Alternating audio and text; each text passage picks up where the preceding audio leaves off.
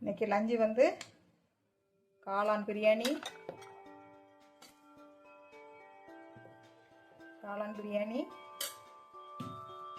தயிர், வெங்காயம் தயிரும் போட்ட ரைத்தா, அப்புறம் கேசரி, ஜவ்வரிசி கேசரி ஏற்கனவே வீடியோ போட்டிருக்கேன். அப்புறம் உருளைக்கிழங்கு, வறுத்த உருளைக்கிழங்கு, அப்புறம் இளநி பாயாசம். இன்னைக்கு இதாங்க லஞ்சு. எல்லாருக்கும் வணக்கம். இன்றைக்கி என்ன செஞ்சு காமிக்க போகிறோன்னா, ஒரு பிரியாணி ரெசிபி தான் செஞ்சு காமிக்க போகிறோங்க. அதுக்கான ஜீரக சம்பா அரிசி ஒரு 3 டம்ளர், இந்த மகான்படின்னு சொல்லுவாங்கள்ல, அதில் ஒரு 3 டம்ளர் எடுத்துருப்பேன். இன்றைக்கி ஒரு லஞ்சு மெனு பார்க்கலாம். கழுவி எடுத்துகிட்டு வந்தாச்சுங்க.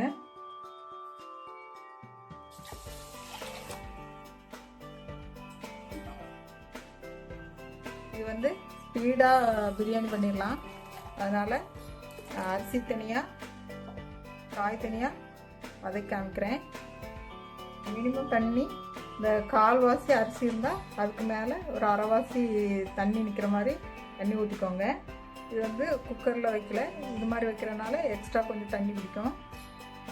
நிறைய தண்ணி விட்டுறாதீங்க, அப்புறம் குழஞ்சிரும். கரெக்டாக அந்த அரிசி இருக்கிற இதுக்கு கொஞ்சம் மேலே அரைவாசிக்கு நிற்கிற மாதிரி தண்ணி எடுத்துக்கோங்க.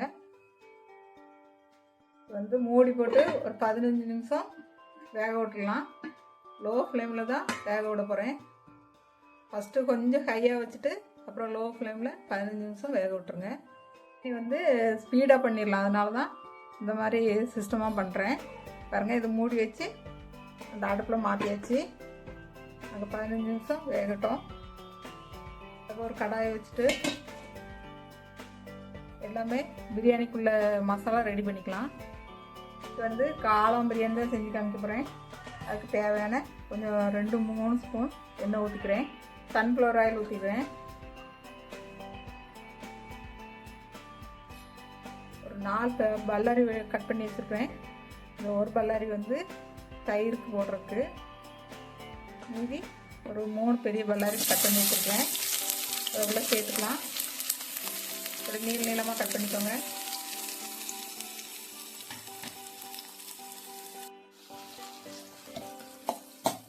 இது வதக்கிக்கலாம்.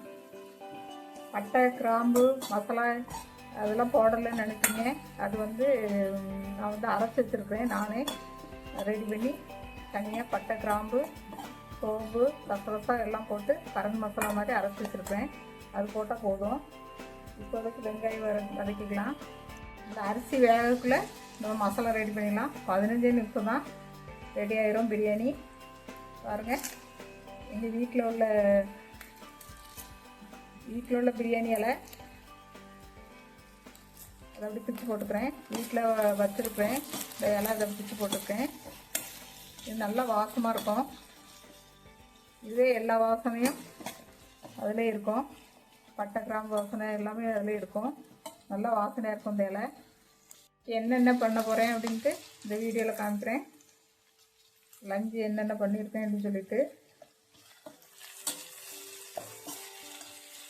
4-5 இலை கட் பண்ணி போட்டேன்.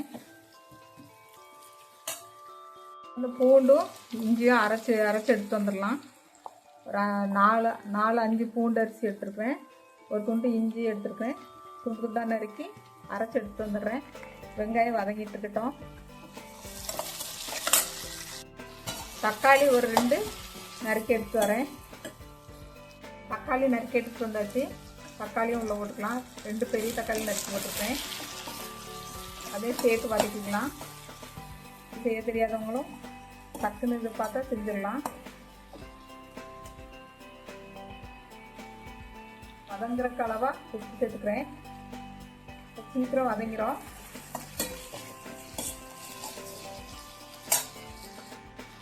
தக்காளி, வெங்காயம் 2 சேர்ந்து வதங்கும் போது காளான் வந்து கட் பண்ணி வச்சுக்கலாம். கட் பண்ணி எடுத்து வரேன். வதங்கிட்டு இருக்கட்டும். பாருங்கள், நல்லா வதங்கிடுச்சு. இந்த அரிசியுமே நல்லா வந்துட்டுருக்கு.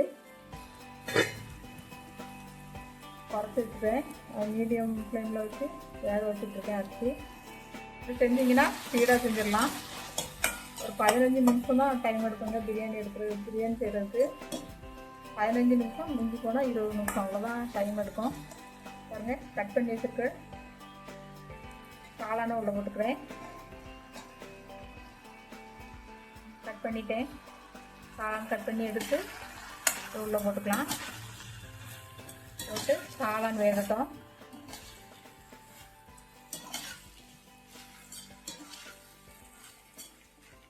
காளான் ஸ்பீடாக வந்துடும். அவ ஹை லெவலில் வச்சேன். அப்புறம் கொஞ்சம் குறைச்சிக்கலாம். அதுக்கப்புறம் ஹை லெவலில் வச்சு வேக வச்சிடலாம். டக்குன்னு வந்துடும்.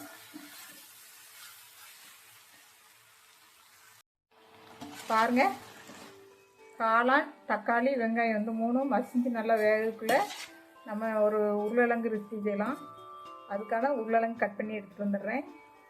உருளைக்கிழங்கை இப்படி தோல் உரித்து கட் பண்ணி எடுத்துகிட்டு வந்துடுறேன். அது வேகக்குள்ளே இதுக்கு உருளைக்கிழங்கு தோல் உரித்து கட் பண்ணி எடுத்துகிட்டு வந்துடலாம்.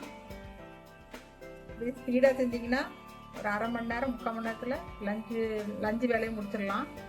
கழுவி எடுத்துட்டு வந்துட்டேன். இது தண்ணி ஊற்றி ஒரு 2-3 விசில் விட்டுக்கலாம். தண்ணி ஊற்றிட்டு ஒரு 2-3 விசில் மூடி வச்சு 2-3 விசில் விட்டுட்டு வரேன். இது சைடாக வேக வச்சிடலாம். அதுக்குள்ளே பிரியாணி ரெடி பண்ணி வச்சுக்கலாம். பாருங்கள், நல்லா மசிஞ்சு வெந்துருச்சு. நல்லா இஞ்சி பூண்டு விழுது போட்டுக்கலாம். அப்புறம் மல்லித்தூள், வத்தல் தூள் சேர்த்து அரைச்சி வச்ச மசாலா ஒரு 1/2 டீஸ்பூன் போட்டுக்கிறேன்.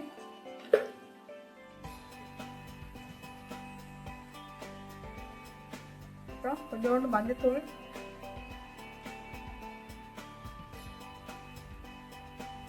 மிளகு, சீரகம் சேர்த்து அரைச்ச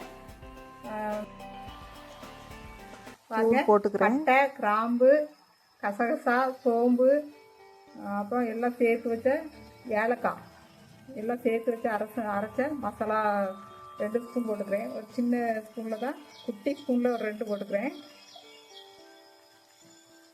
அப்புறம் பாக்கெட்டில் வர சத்தி சிக்கன் மசாலா அது கொஞ்சம் போட்டுக்கிறேன். ஒரு 1/2 டீஸ்பூன் போட்டுக்கிறேன்.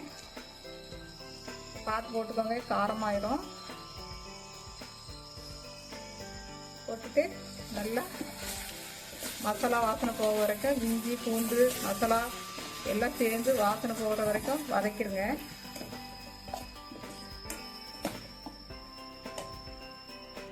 மசாலா பச்சை வாசனை போகிற வரைக்கும் வதக்கிடுங்க. போட்டோடனே நல்லா பிரியாணி வாசனை சூப்பராக வருதுங்க. பாருங்க, ஜீரக சம்பா 2 ஸ்பூன் நெய் போட்டு சூப்பராக வந்துருச்சு. சைடாக வச்சுருக்கிறேன். இந்த மசாலா ரெடி ஆகக்குள்ள அந்த அரிசியுமே வந்துருச்சு. போட்டுக்கோங்க. உப்பு அந்த ஏற்கனவே உப்பு போட்டிருக்கோம். இந்த அரிசிக்கு ஏற்றால உப்பு போட்டுக்கோங்க.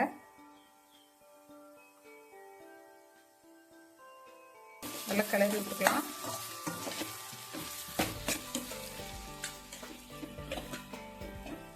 இப்படி செஞ்சிங்கன்னா 15 நிமிஷத்தில் வேலை முடிஞ்சிடும். அந்த அரிசி வேகிற டைம் தான் இது கிரேவி ரெடி பண்ணியாச்சு. அப்புறம் அடியிலையும் ஒட்டாமல் வரும், நல்லா உதிரியாக கிடைக்கும்.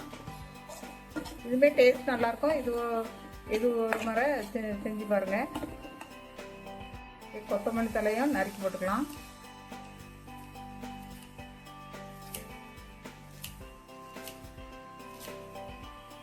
கொத்தமல்லி தலையை சேர்த்து அரைச்சும் செய்யலாம். இஞ்சி பூண்டு கூட நான் இன்னைக்கு அரைக்கலை, அதனால் கொஞ்சம் அதிகமாக கொத்தமல்லி தலை போட்டுக்கிறேன்.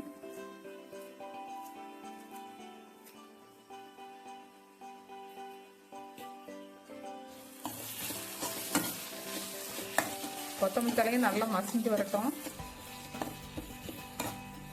கிரேவி நல்லா நெய், எண்ணெய் எல்லாம் மிதந்து வந்திருக்கு பாருங்க.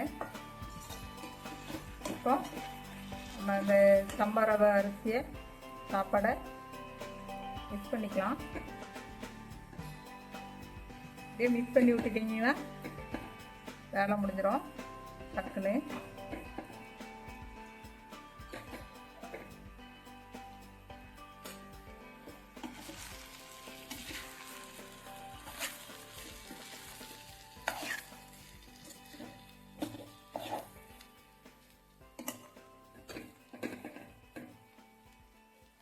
அவ்வளோதான், கிளறிட்டு காமிக்கிறேன். இங்கே எப்படி கிளறி விட்டுட்டு ஸ்டவ் ஆஃப் பண்ணிடலாம். ஸ்டவ் ஆஃப் பண்ணிடுறேன். அவ்வளோதான், பிரியாணி செஞ்சாச்சு. இதுக்கு மேலே இன்னும் கொஞ்சம் நெய் போடணுன்னா போட்டுக்கோங்க.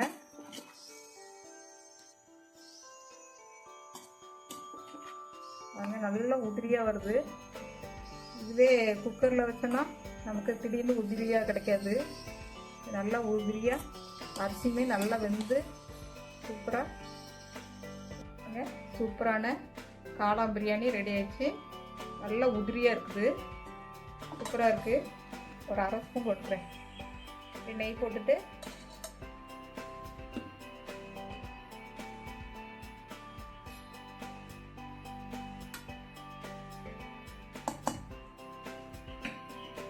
அப்படியே 2 நிமிஷம் மூடி வச்சுருங்க. அவ்வளோதான், பிரியாணி ரெடி ஆயிடுச்சு.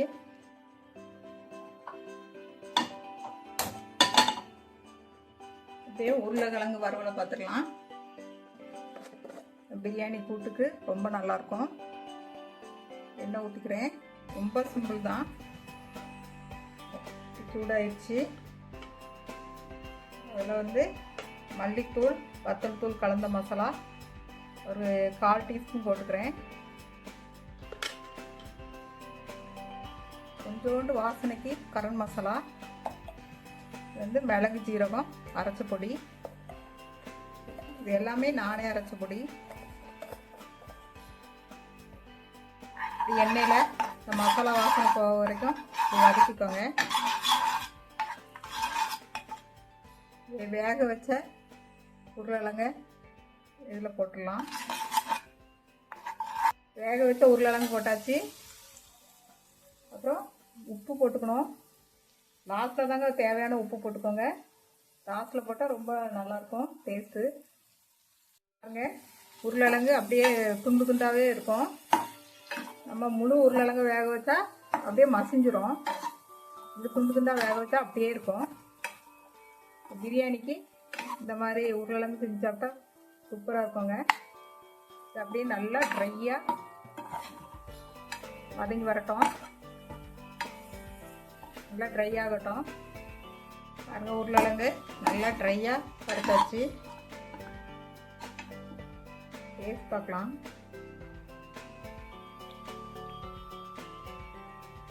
உப்பு கொஞ்சோண்டு கம்மியாக இருக்குது, உப்பு போட்டுக்கலாம்.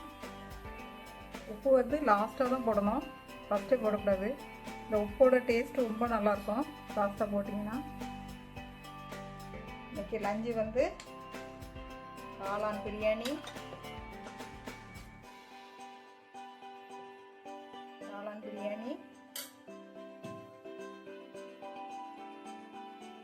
அப்புறம் தயிர், வெங்காயம் தயிரும் போட்ட ரைத்தா,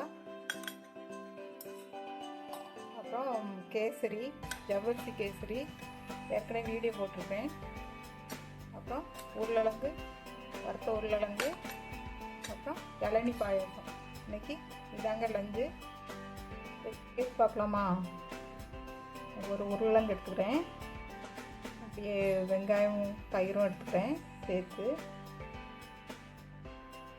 அப்படியே பிரியாணியும் கொஞ்சம் எடுத்துக்கிறேன்.